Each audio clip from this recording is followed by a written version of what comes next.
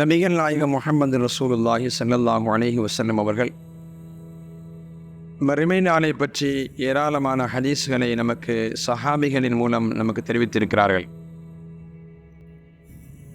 மறுமை நாளை பற்றி சொல்லப்படுவதற்கு முன்பாக அந்த மறுமை நாள் வருவதற்கு முன்னாடி அதற்குண்டான அடையாளங்களை, எதுவெல்லாம் நடக்கும், எப்படியெல்லாம் இருக்கும், எப்படியெல்லாம் உருவாகும், எதுவெல்லாம் உருவாகும், எப்படியெல்லாம் நடக்கும், அது மாத்திரமல்லாமல் என் சமூகத்தில் என் உம்மத்தினர்களில் எப்படியெல்லாம் இருப்பார்கள் என்பதையும் பற்றியும் கூட மறுமை நாள் வருவதற்கு முன்பாக அடையாளங்களை நபிகள் நாயகம் ஸல்லல்லாஹு அலைஹி வஸல்லம் ஏராளமான விஷயங்களை தெரிவித்திருக்கிறார்கள்.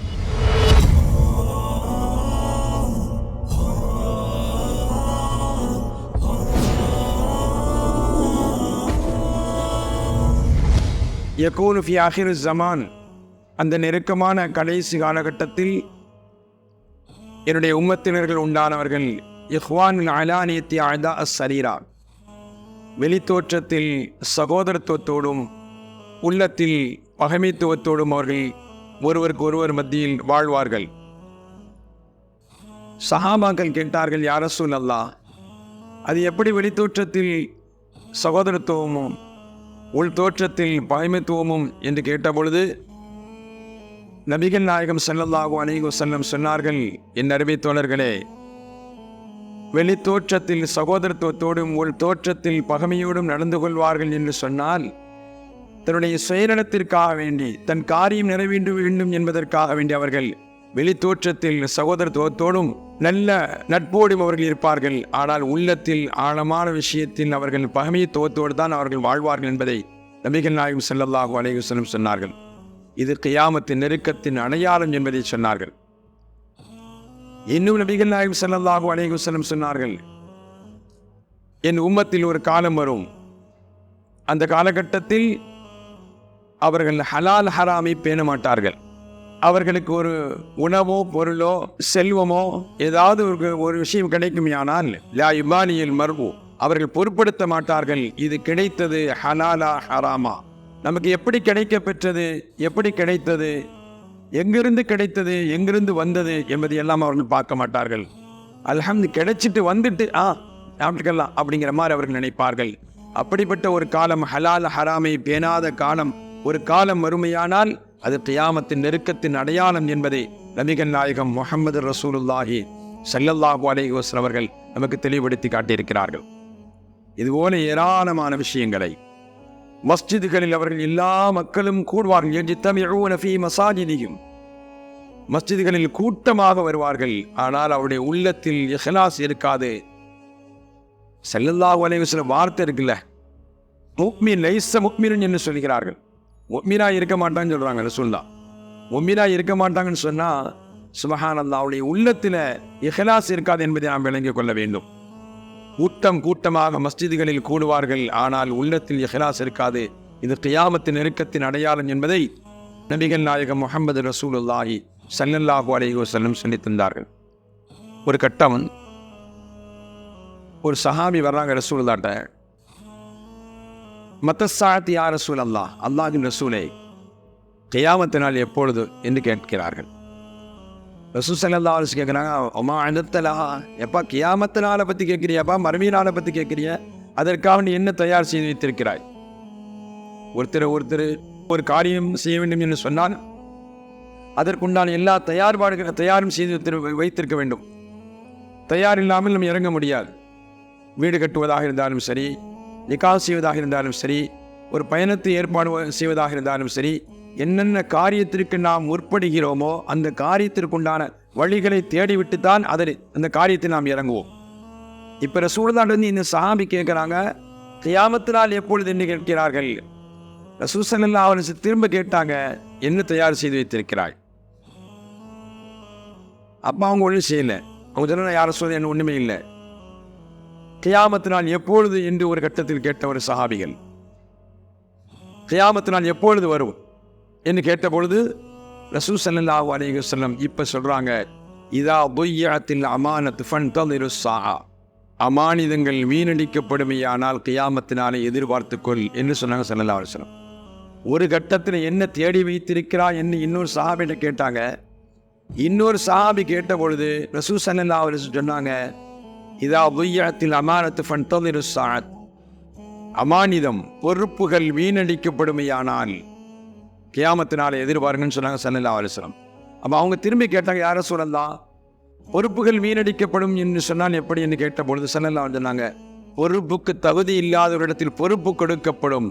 அப்படி பொறுப்பு கொடுக்கப்படும் ஆனால் கியாமத்தின் நெருக்கத்தின் அடையாளம் என்பதை விளங்கிக் கொள்ளுங்கள் என்று ஸல்லல்லாஹு அலைஹி வஸல்லம் அந்த சஹாபிக்கு சொன்னார்கள் என்பதை ஹதீஸ் ஷரீஃபிலே பார்க்கிறோம். சீதனா அபூ ஹுரைரா ரலியல்லாஹு அன்ஹு அவர்கள் சொல்வார்கள், ஸல்லல்லாஹு அலைஹி வஸல்லம் கியாமத்தினாருடைய நெருக்கத்தின் அடையாளங்களை பற்றி சொல்லுகின்ற சொன்னார்கள், இதத்துஹுதில் ஃபைஹு திவலா, பொது சொத்தை தன் சொந்த சொத்தாக நினைப்பார்கள். பொது சொத்தை கொண்டு கொடுத்துறீங்களா, தன் சொந்த சொத்தை அமைக்கிறது. அப்படி ஒரு காலம் வரும்.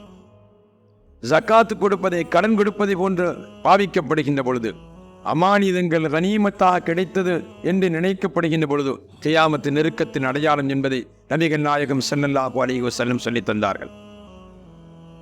அதை எல்லாவிட தாண்டி சொல்லிட்டாங்க ஸல்லல்லாஹு அலைஹி வஸல்லம். வபஹரத்தில் அஸ்வாத் ஃபீ மசாஜித், சுப்ஹானல்லாஹ், பள்ளிகளில் சப்தங்கள் உயர்த்தப்படும், சப்தங்கள் வெளியாகும், உயர்ந்த சப்தத்தோடு வெளியாக்குவார்கள். அப்போ பள்ளி என்பது ஒரு ஹுர்மத்துடைய இடம். அந்த ஹுர்மத்தால் அந்த மஸ்ஜிதில் கூச்சலிடுவதும் கூப்பாடு போடுவதும் சப்தத்தை உயர்த்துவதும் அப்படிப்பட்ட ஒரு காலம் அருமையானால் கியாமத்தினால் நெருக்கத்தின் அடையாளம் என்று சொன்னாங்க ஸல்லல்லாஹு அலைஹி வஸல்லம். சொன்னாங்க, எப்பொழுது ஒரு மனிதன் தாயை இழிவுபடுத்துகிறானோ, நோவினைப்படுத்துகிறானோ, நண்பனை நெருக்கமாக்கிக் கொள்கிறானோ, தந்தையை தூரமாக்கிக் கொள்கிறானோ, கியாமத்தின் நெருக்கத்தின் அடையாளம் என்று சொன்னாங்க ஸல்லல்லாஹு அலைஹி வஸல்லம். அவர் தந்தை சொல்ல கேட்கறதில்லை, தாய் சொல்ல கேட்கறதில்லை, நண்பன் சொல்ல நண்பன் கூடயே நடக்கிறாங்க. அப்போ நண்பன் கூடயே நடக்குகின்ற பொழுது எப்பொழுது ஒரு மனிதன் தாய் சொல்லையும் தந்தை சொல்லையும் மறுக்கப்படுகிறதோ, ஏற்றுக்கொள்ளாமல் இருக்கப்படுகிறதோ, அது கியாமத்தின் நெருக்கத்தின் அடையாளம் என்பதை நபிகள் நாயகம் ஸல்லல்லாஹு அலைஹி வஸல்லம் சொன்னார்கள். இன்று நடக்குகிறதா இல்லையா? அப்படிப்பட்ட ஒரு காலம் வந்துச்சு, ஒரு காலம் இருந்துச்சு.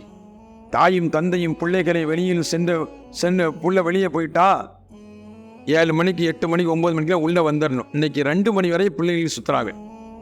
தாயும் கண்டிக்க முடியல, தந்தையும் கண்டிக்க முடியல. தாய் சொல்லையும் பிள்ளைகள் கேட்பதில்லை, தந்தை சொல்லையும் பிள்ளை கேட்பதில்லை. பிள்ளைகளுக்காக வேண்டி தாயும் தந்தையும் அர்ப்பணிக்கிறார்கள், ஆனால் அந்த பிள்ளைகள் பெற்றோர்களை அவமதிக்கிறார்கள். அப்படிப்பட்ட ஒரு காலம் வறுமையானால் இது கியாமத்தின் நெருக்கத்தின் அடையாளம். நண்பர்கள் என்று சேர்ந்து கொண்டு அல்லாஹுக்கும் ரசூலுக்கும் மாற்றமான எத்தனையோ காரியங்களை செய்து கொண்டிருக்கிறார்கள். இப்படிப்பட்ட ஒரு காலம் அருமையானால் இது கியாமத்தின் நெருக்கத்தின் அடையாளம் என்பதை ரசூல் ஸல்லல்லாஹு அலைஹி சொன்னார்கள். சுப்ஹானல்லாஹ். இன்னும் சொன்னாங்க ஸல்லல்லாஹு அலைஹி வஸல்லம், வஷுரிபத்தில் ஹுமூர், பகிரங்கமான முறையில் மது அருந்துவார்கள். பகிரங்கமான முறையில் மது அருந்தப்படும். அப்படி பகிரங்கமான முறையில் மது அருந்தப்படுமையானால் இது கியாமத்தின் நெருக்கத்தின் அடையாளம். அதாவது குல்லு முஸ்கரின் ஹராம், எதுவெல்லாம் போதை தருமோ அதுவெல்லாம் ஹராம். இன்னைக்கு பாருங்க, பகிரங்கமாக மது அருந்தப்படும் அப்படிப்பட்ட ஒரு காலம் அருமையான கியாமத்தின் நெருக்கத்தின் அடையாளம் என்று சொன்னாங்க ஸல்லல்லாஹு அலைஹி வஸல்லம்.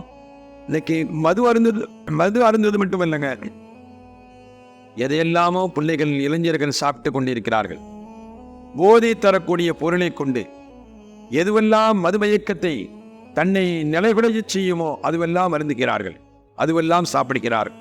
கஞ்சா, அமீன், எதுவெல்லாம் போதை தருமோ, மதுமயக்கத்தை உண்டாகுமோ, தன் நிலையை மாற்றுமோ அதுவெல்லாம் பிள்ளைகள் செய்கிறார்கள். ஒழுங்கான ஒரு நிலைப்பாடுகள் இளைஞர்களும் இல்லாமல் தான் போன போக்கிலே அவர்கள் போய்கொண்டிருக்கிறார்கள். பகிரங்கமான முறையில் மது அருந்தப்படுமையானால் அது கியாமத்தின் நெருக்கத்தின் அடையாளம் என்பதை நபிகள் நாயகம் முஹம்மது ரசூலுல்லாஹி ஸல்லல்லாஹு அலைஹி வஸல்லம் சொன்னாங்க. வஸாதல் கபீலத்து ஃபாஸிகுஹும், இன்னும் சொன்னாங்க ஸல்லல்லாஹு அலைஹி வஸல்லம். எப்பொழுது கியாமத்தின் நெருக்கத்தின் அடையாளம், மறுமையின் அடையாளங்கள் என்ன? ஏராளமான விஷயங்களை சொன்னாலும் கூட ஸல்லல்லாஹு அலைஹி வஸல்லம் சொல்லக்கூடிய செய்திகளை அபூ ஹுரைரா ரலியல்லாஹு அன்ஹு அடிக்கிக் கொண்டே இருக்கிறார்கள். வஸாதல் கபீலத்து ஃபாஸிகுஹும், ஒரு கூட்டத்திற்கு, ஒரு ஜமாத்திற்கு பாவியை தலைவனாக்குவானை. எப்பொழுது பாவியை தலைவனாக ஆக்கப்படுமோ கியாமத்தின் நெருக்கத்தின் அடையாளம் என்பதை நாம் விளங்கிக் கொள்ள வேண்டும். ஒரு காலம் இருந்துச்சு, பேணிக்கை உடையவர்கள் தான் தலைவராக வருவார்கள், பேணிக்கை உடையவர்கள் தான் பொறுப்புள்ளவர்களாக இருப்பார்கள். கடமையாக்கப்பட்ட காரியங்களை நிறைவேற்றக்கூடிய விஷயத்திலும் தொழுகை இபாதத்து விஷயத்திலும் அல்லாஹ் ரசூலுக்கு கட்டுப்படக்கூடிய விஷயத்திலும், அதாவது எந்தெந்த விஷயத்தில் ஷரீஅத்தின் அடிப்படையில் மார்க்கத்தின் அடிப்படையில் தங்களை ஈடுபடுத்தி கொண்டு பயபக்தியோடு வாழக்கூடியவர்களை பொறுப்புதாரிகளாக ஆக்கிக் கொள்வார்கள். அவர்களை தான் தலைவர்களாக பொறுப்புதாரிகளாக ஒரு நல்ல ஆளுமை மிக்கவர்களாக ஆக்கிக் கொள்வார்கள் ஒரு காலம். அருமையான சங்கியமிக்கவர்களே, இன்றைய காலகட்டத்தில் நாம் எப்படியெல்லாம் பார்க்கிறோம். பணம் இருக்கிறது என்பதற்காக தலைமைத்துவத்தை கொடுக்கிறோம். கொஞ்சம் உயர்ந்து நல்ல படிப்பு படித்திருக்கிறார் என்பதை நாம் பதவி பொறுப்பை கொடுக்கிறோம். ஆனால் அவரிடத்தில் இபாதத் ஷரீஅத்து உண்டான காரியங்கள் இருக்கிறதா என்பதை நாம் எல்லாம் பார்ப்பதில்லை. அதனால் தான் ரசூல் ஸல்லல்லாஹு சொன்னாங்க, வஸாதல் கபீலத்து ஃபாஸிக்ஹும், கெட்டவர்கள் தலைமைத்துவத்துடையவர்களாக மாற்றப்படுவார்கள், தலைமை பொறுப்பு கொடுக்கப்படுவார்கள். அப்படி கொடுக்கப்படுமையானால் மறுமையின் அடையாளம் என்பதை ரசூல் ஸல்லல்லாஹு அலைஹி சொன்னாங்க. இன்னும் சொன்னாங்க ஸல்லல்லாஹு அலைஹி வஸல்லம், வகான ஸஈமுல் கௌம் அர்திலஹும், ஒரு காலம் வரும், அந்த காலத்தில் கண்ணியமானவர்கள் கண்ணியம் இழக்கப்படுவார்கள். கண்ணியமானவர்கள், உயர்ந்தவர்கள், அந்தஸ்துடையவர்கள் எல்லாம் இழிவாக்கப்படுவார்கள். அப்படி இழிவாக்கப்படுமையானால் அது கியாமத்தின் நெருக்கத்தின் அடையாளம் என்பதை விளங்கிக் கொள்ளுங்கள் என்பதை நபிகள் நாயகம் முஹம்மது ரசூலுல்லாஹி ஸல்லல்லாஹு அலைஹி வஸல்லம் சொல்லித் தருகிறார்கள். அருமையானவர்களே, சங்கியமிக்கவர்களே, மறுமை வந்துவிட்டதோ என்பதை நாம் உணர வேண்டும். இன்னும் ஸல்லல்லாஹு சொன்னாங்க, ஒரு காலம் வரும், அந்த காலத்தில் வலஅன ஆகிரு ஆதிஹி உம்மத் அவ்வலஹா, முந்தி சென்ற நல்லவர்களை சபிப்பார்கள் என்று சொன்னாங்க ஸல்லல்லாஹு அலைஹி வஸல்லம். முந்தி சென்ற நல்லவர்களை சபிப்பார்கள்.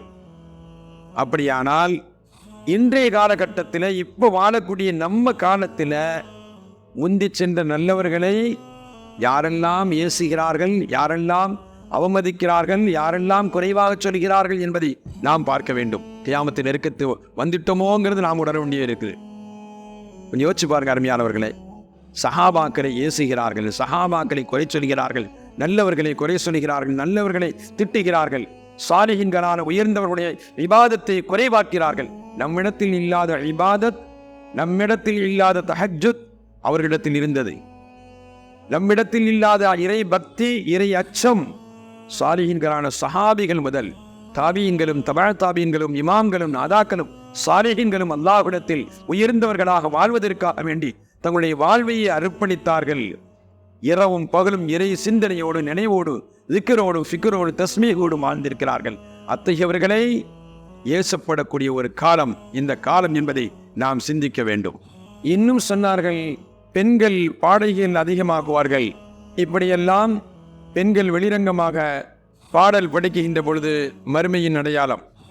இன்றைக்கி பார்க்குற நாம எத்தனையோ ஸ்கூல்களில் பிள்ளைகளை வச்சு சுப்ஹானல்லாஹ், நம்ம இஸ்லாமிய பிள்ளைகளை வச்சு டான்ஸ் ஆட சொல்கிறாங்க. இதுக்கு நம்ம என்ன சொல்கிறது? கொஞ்சம் யோசிச்சு பாருங்களேன்.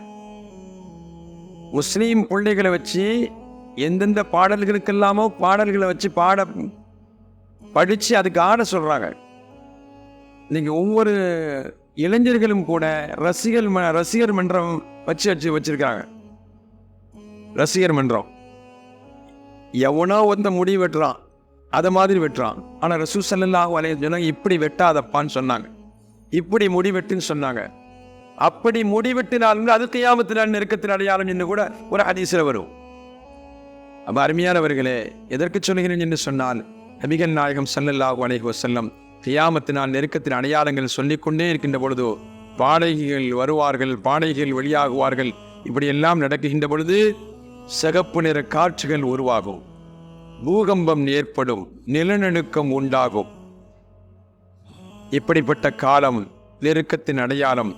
எதுபோல என்று சொன்னால், நூலறிந்த மணிகள் எப்படி தொடராக விழுந்து விடுமோ அதுபோலதான் இப்படியெல்லாம் காரியங்கள் நடக்கின்ற பொழுது இது பூகம்பமும் நிலநடுக்கமும் ஏன் உருமாற்றம் கூட ஏற்படும் என்பதை நபிகள் நாயகம் ஸல்லல்லாஹு அலைஹி வஸல்லம் சொன்னார்கள் என்பதை ஹதீஸ் ஷரீஃபிலே நாம் பார்க்கிறோம். அருமையானவர்களே, மறுமையினுடைய அடையாளங்கள் ஏராளம் ஏராளம்.